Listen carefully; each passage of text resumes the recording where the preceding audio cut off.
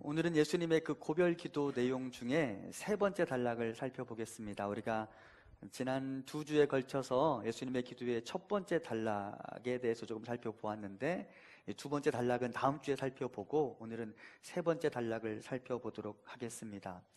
이 예수님의 고별 기도의 세 번째 단락은 제자들을 통해 제자가 될 사람들을 위한 기도의 내용이 담겨져 있습니다. 그러니까 예수님의 두 번째 기도의 그 두 번째 단락은 제자들을 위한 기도예요. 그리고 세 번째 단락을 시작하시면서 주님은 이렇게 말씀하십니다. 오늘 본문 20절입니다. 내가 비옵는 것은 이 사람들만 위함이 아니요 또 그들의 말로 말미암아 나를 믿는 사람들도 위함이니. 여기서 이 사람들이라는 말이 제자들을 가리키고요, 예수님이 두 번째 단락에서 제자들을 위해 기도하셨습니다. 그리고 세 번째 단락으로 가시면서 아버지, 내가 또 기도합니다. 제가 이번에 기도하는 것은 이 제자들뿐만 아니라 제자들을 통해 나를 믿게 될 사람들을 위해 기도합니다. 아버지, 나의 기도를 들어 주시옵소서. 그러면 여러분, 이 기도는 누구를 위한 기도이겠어요? 여러분과 저를 위한 기도인 것이죠. 제자들을 통해 예수님을 믿게 된 우리, 제자들을 통해 예수님의 제자가 되고 제자들을 통해 탄생하게 된 교회를 위한 기도가 바로 예수님의 고별 기도의 세 번째 단락이라고 말할 수 있습니다. 달리 말하면 예수님께서는 아직 등장하지도 않았던 저와 여러분을 위해 2000년 전 그곳에서 미리 기도하셨습니다. 달리 말하면 예수님의 고별 기도는 아직도 끝나지 않고 계속되고 있다라고 말할 수 있습니다. 예수님은 제자들을 통해 제자가 될 사람들을 위해 기도하셨고, 또한 이미 제자가 된 우리를 위해서 지금도 기도하고 계십니다. 예수님의 계속되는 기도에 대해서 히브리서 7장 25절은 이렇게 기록하고 있습니다. 우리 함께 봉독합니다. 그러므로 자기를 힘입어 하나님께 나아가는 자들을 온전히 구원하실 수 있으니 이는 그가 항상 살아계셔서 그들을 위하여 간구하심이라. 아멘. 이미 예수 그리스도를 구주로 믿고 그분 주시는 그 구원과 영생의 열매에 참여한 우리를 위하여 주님 지금 기도하고 계십니다. 이 기도의 대상에는 여러분과 제가 포함되어 있었고 지금도 포함되어 있습니다. 주님은 아직도 태어나지 않은 나라는 사람을 먼저 기도로 라카프 하셨습니다. 라카프, 기억나십니까?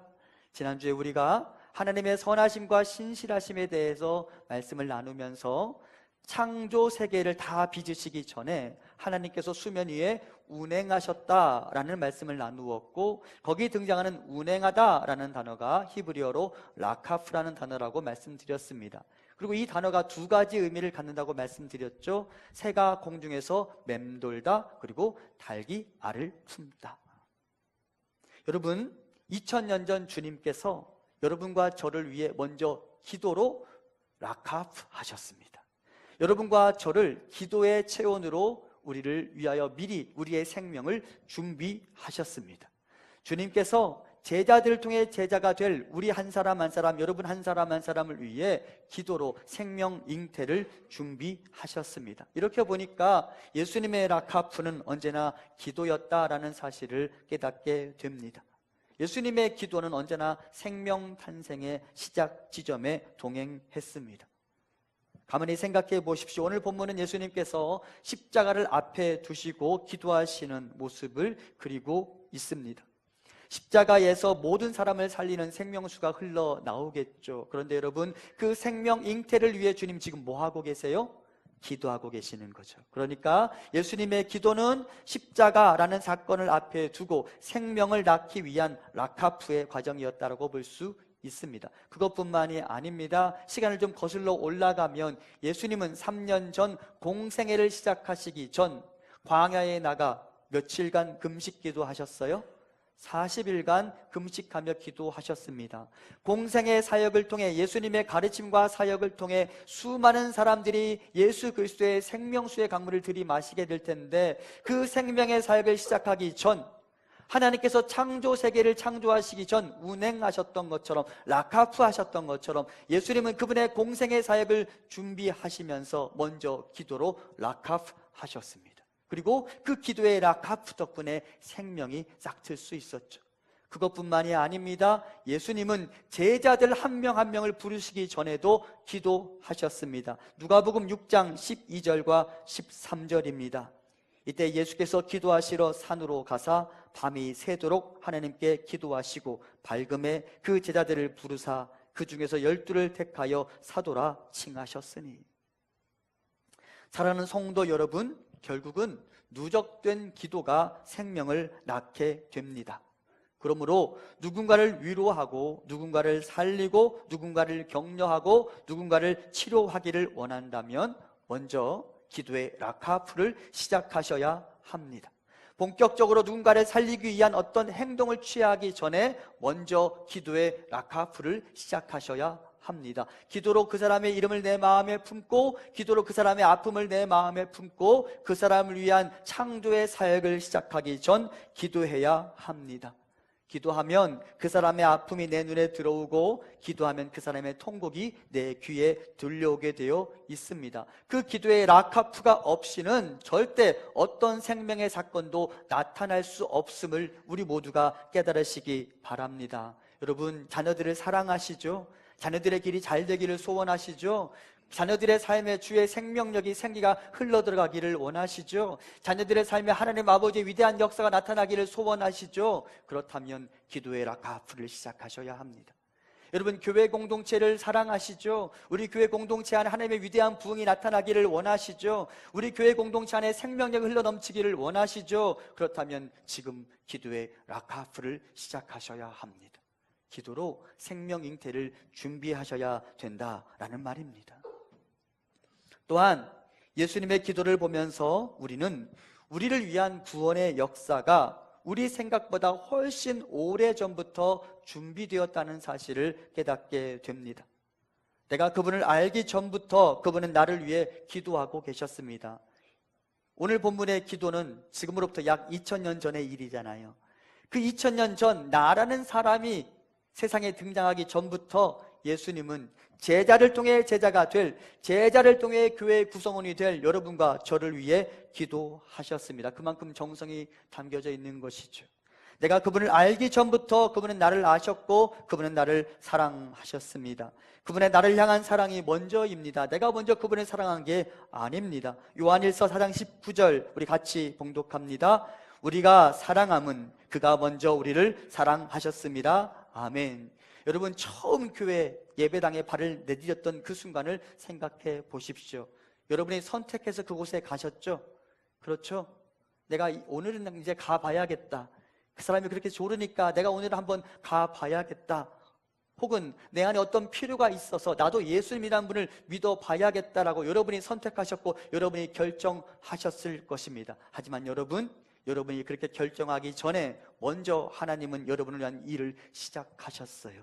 누군가를 통해 여러분에게 복음을 증거하셨고 여러분 마음에 예수 그리스도를 믿어야 될 이유와 예수 그리스도를 믿어야 될 필요를 먼저 느끼게 하셨습니다. 하나님이 먼저 여러분을 사랑하시고 먼저 선택하셨고 그 다음에 여러분이 하나님을 선택하게 된 것입니다. 내가 먼저 그분을 사랑한 게 아니고 그분이 나를 먼저 사랑하셨던 것이죠. 사도 바울은 그래서 로마서에서 자신의 경험을 바탕으로 그렇게 고백합니다. 내가 아직 하나님 앞에 죄인 되었을 그때에, 내가 아직 하나님 앞에 연약하던 그 시절에, 내가 아직 하나님과 원수되었던 그때에 아버지께서 아들을 보내셨고 아들 예수 그리스도께서는 나를 위한 십자가 사건을 준비하셨고 나를 위한 사랑의 결정을 내리셨다고. 내가 먼저 그분을 사랑한 게 아니에요. 그분이 나를 먼저 사랑하셨어요. 그리고 그 사랑의 결과 여러분과 제가 지금 여기 있는 것입니다. 하나님의 우리를 향한 사랑은 훨씬 오래전부터 준비되었고 계획된 것이죠. 구약성경에 보면 하나님께서 예레미야라는 사람을 하나님의 사람으로 부르시는데 예레미야가 거부합니다. 하나님, 나는 할 수 없어요. 나 그 일을 하기엔 너무나 무능한 사람이에요. 나는 아이 같은 사람이에요 라고 거부합니다. 그리고 그때 하나님께서 예레미야에게 이렇게 말씀하십니다. 우리 예레미야 1장 5절 같이 봉독합니다. 내가 너를 모태에 짓기 전에 너를 알았고 내가 배에서 나오기 전에 너를 성별하였고 너를 여러 나라의 선지자로 세웠노라 하시기로. 아멘.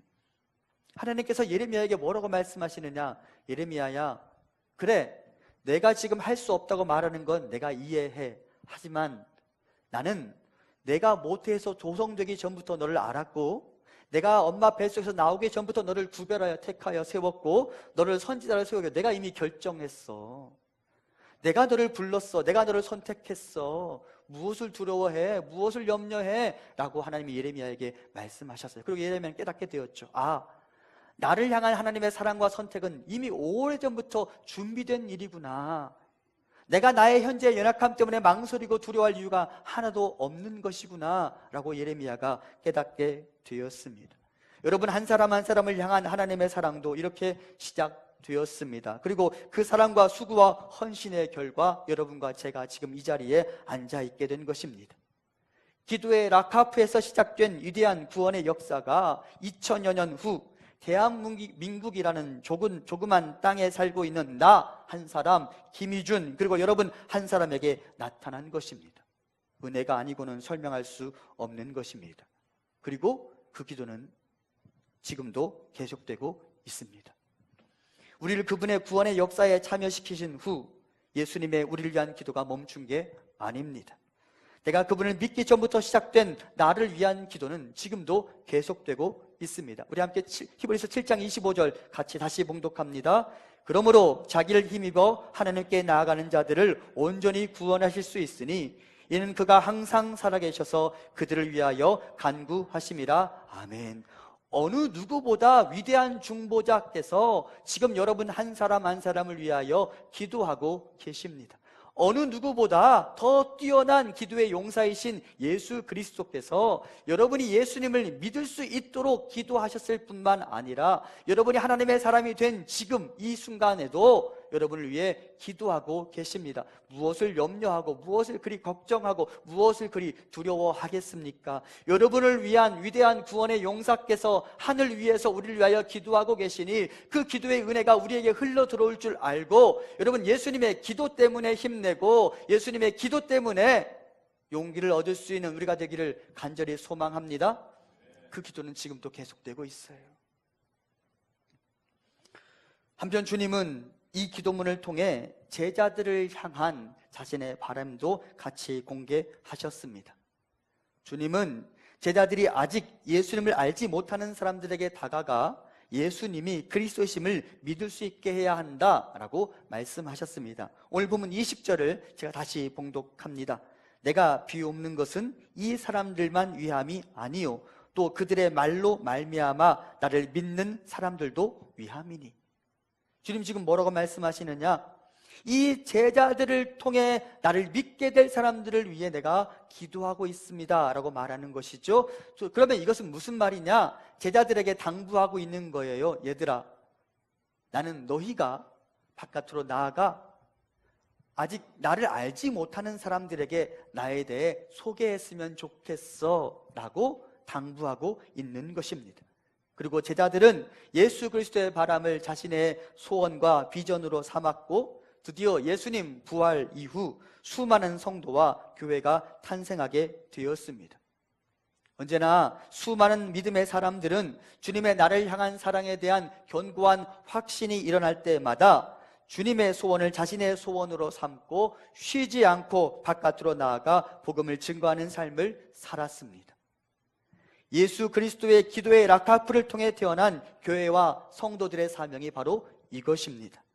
주님이 제자들 이후에 교회를 위해 기도하셨던 것처럼 그리고 교회가 또 다른 교회를 위해 헌신했던 것처럼 우리도 또 다른 교회를 위하여 기도로 라카프하고 구체적으로 주의 복음을 증거할 수 있어야 합니다. 그리고 우리를 통해 누군가가 예수를 그리스도로 고백할 수 있어야 합니다.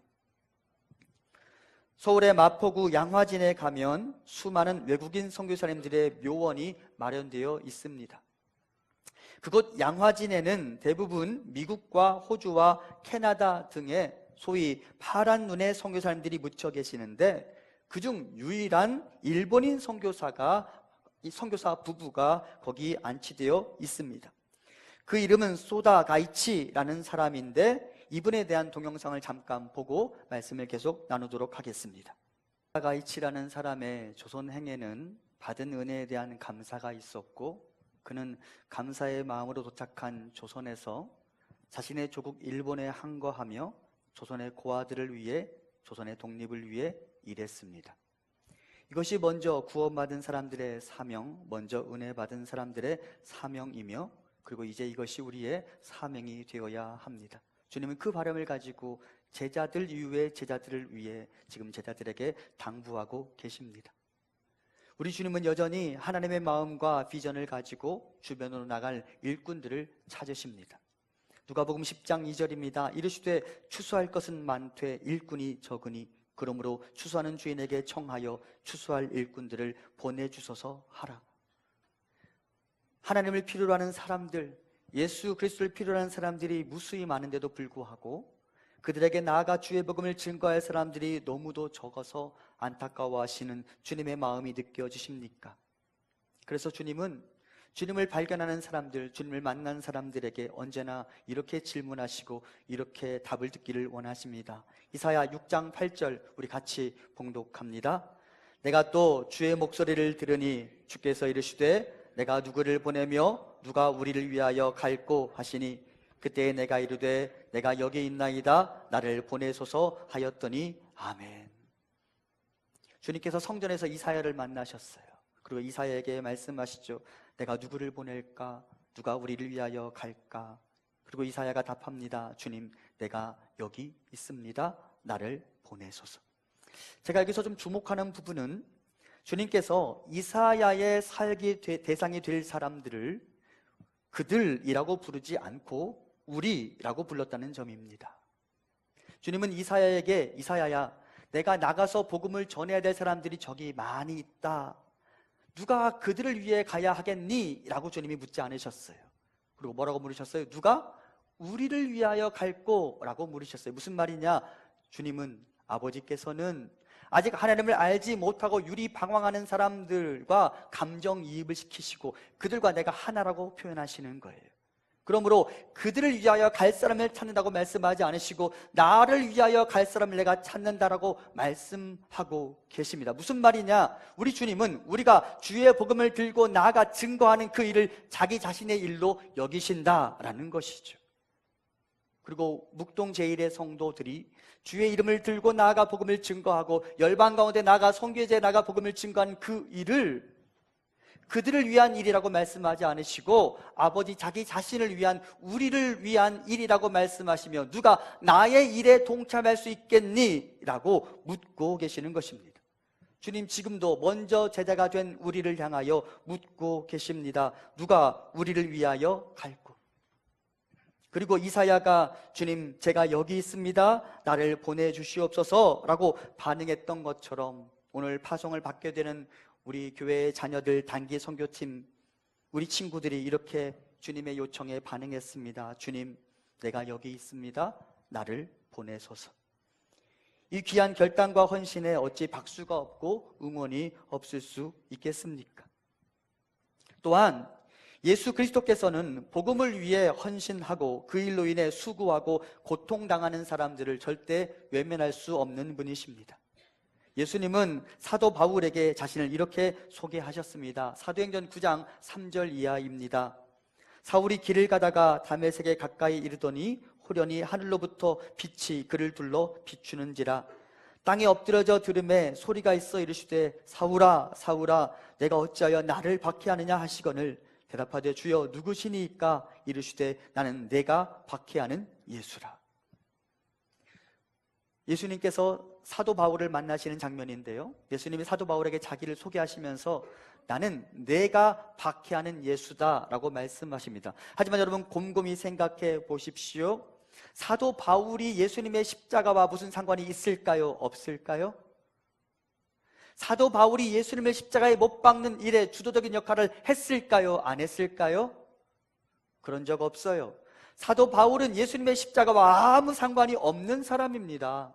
그런데도 불구하고 주님은 지금 내가 나를 박해했다라고 말하고 있습니다. 무슨 말이냐?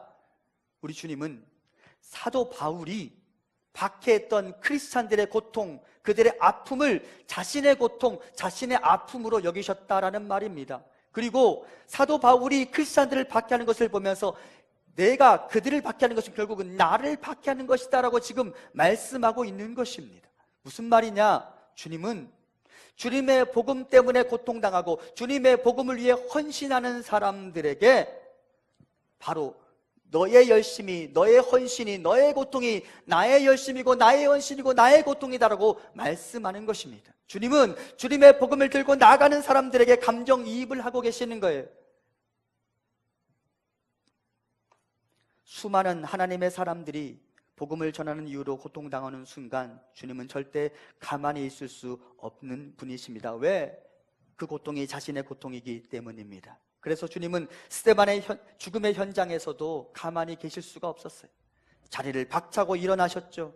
사도행전 7장 55절입니다. 스데반이 성령 충만하여 하늘을 우러러 주목하여 하나님의 영광과 및 예수께서 하나님 우편에 서신 것을 보고, 스데반이 죽어가고 있어요.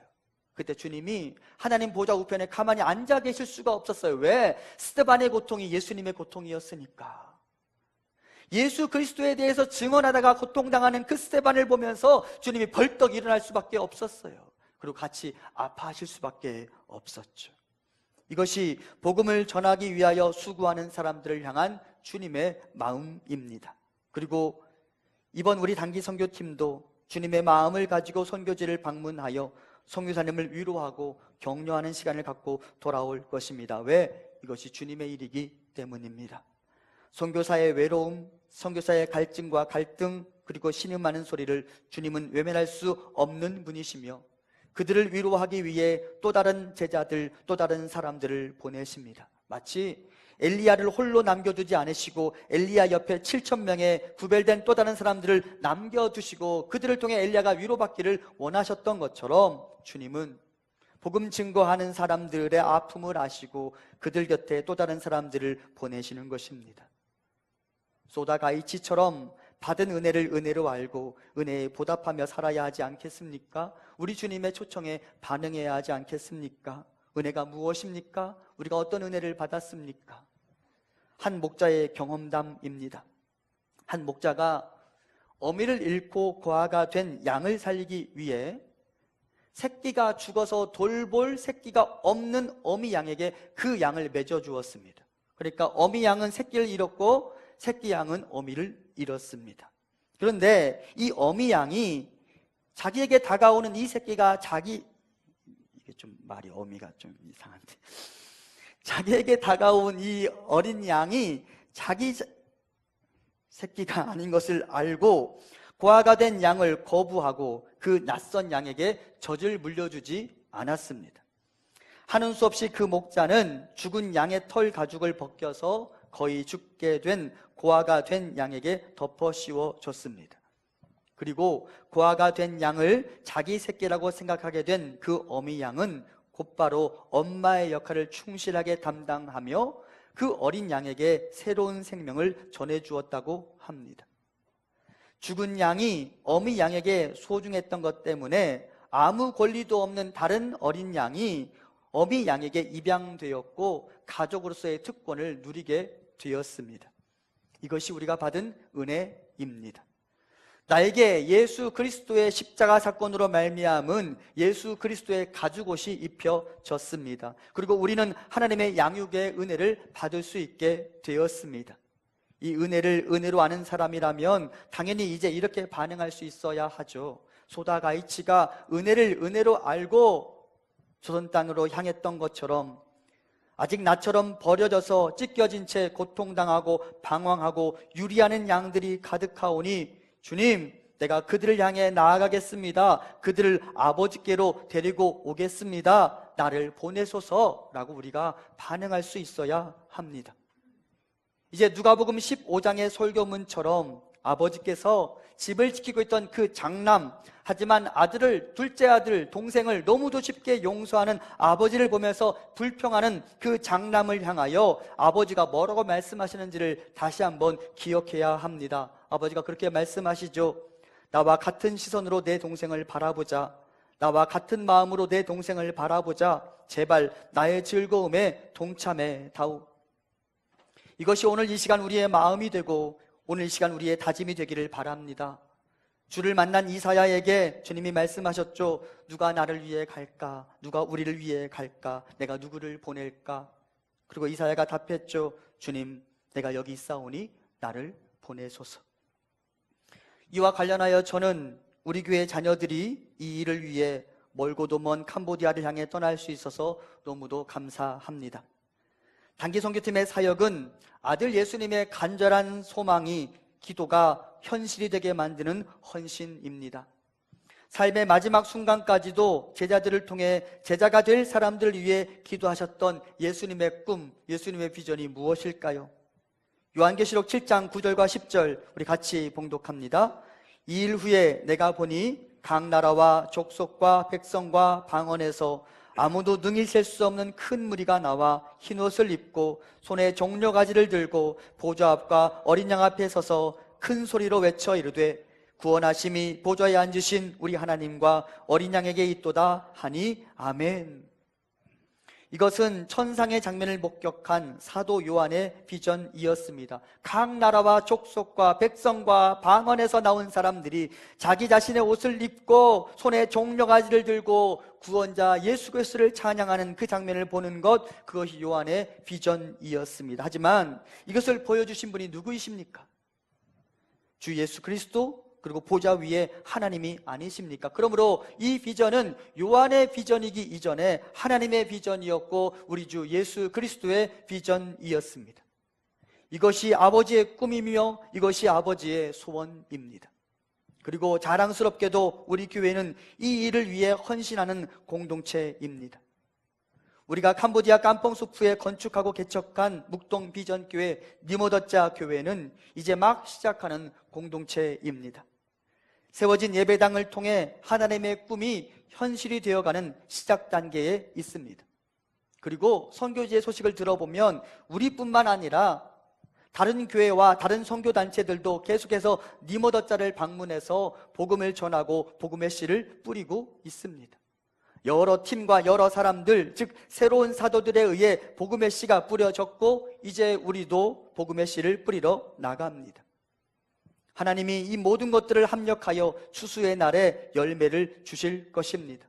우리 교회와 청년들이 이 사역을 위해 하나님의 지팡이, 하나님의 일꾼이 될 수 있게 된 것은 우리에게 큰 은혜입니다. 제가 아무리 생각해 보아도 우리 같은 규모에서 해외에 교회를 개척한 사람들이 있으면 나와보라고 말하고 싶습니다. 우리 같은 규모에서 해외 교회를 개척하고 해외 사역자를 섬기고 돕는 교회에 있으면 나와보라고 말하고 싶습니다. 우리 같은 규모에서 매해 빠지지 않고 단기 선교를 가는 교회에 있으면 나와보라고 말하고 싶습니다. 우리는 그만큼 주의 일에 열심을 갖고 주님의 마음을 열심히 품고 선교하는 그런 공동체이며 지금도 그 일을 위하여 우리의 자녀들을 파송하려 합니다. 자부심과 사명감을 가지고 우리 지체들을 파송하고 기도의 자리, 응원의 자리, 후원의 자리를 성실하게 지켜내는 우리가 되기를 바랍니다. 이번 단기 선교팀도 마을을 돌아다니며 복음을 증거할 것이고 니모더자의 명물이 되어서 주변의 아이들을 교회로 인도하게 될 풋살장을 만들고 돌아오게 될 것입니다. 저는 우리 단기 선교팀이 뿌리는 그 씨앗이 길가에 뿌려진 씨가 되어서 새가 날아와서 먹어버리지 않게 될 것이라 믿습니다. 우리가 뿌리는 이 씨앗은 땅에 뿌리를 내리고 그 지역 사람들의 마음의 밭에 뿌리를 내려서 반드시 30배, 60배, 100배의 열매를 맺게 될 것입니다. 남아있는 우리는 직접 씨를 뿌리지는 못하지만 기도의 라카프로 그 땅과 사역을 위하여 기도하고 깜풍수프의 사람들이 좋은 마음의 밭으로 씨를 받아들이게 해달라고 기도해야 합니다. 이제 이번 주 토요일에 파송되어 약 일주일간의 선교 사역을 담당하고 돌아오게 될 우리 자녀들을 위해 여러분 이번 주와 다음 주 새벽 제단에 나와서 부지런히 기도의 라카프에 동참하시기 바랍니다. 우리 자녀들만 보내놓고 어른들 어떻게 편하게 잠을 주무실 수 있겠어요? 그럴 수 있으세요? 그럴 수 없으시죠? 그렇죠? 여러분 이번 주와 다음 주 새벽 제단을 꼭 깨워서 우리 자녀들을 위해 단기 선교팀을 위해 기도하시기 바랍니다. 이들을 통해 아름다운 사역과 위로가 캄보디아 땅에 흘러들어갈 수 있도록 이들의 모든 여정이 안전할 수 있도록 기도의 라카프에 동참하시기 바랍니다. 하나님께서 우리의 자녀들과 우리 교회의 헌신을 보시고 기뻐하실 것입니다. 이 시간 우리 함께 찬양하고 기도한 시간 갖도록 하겠습니다.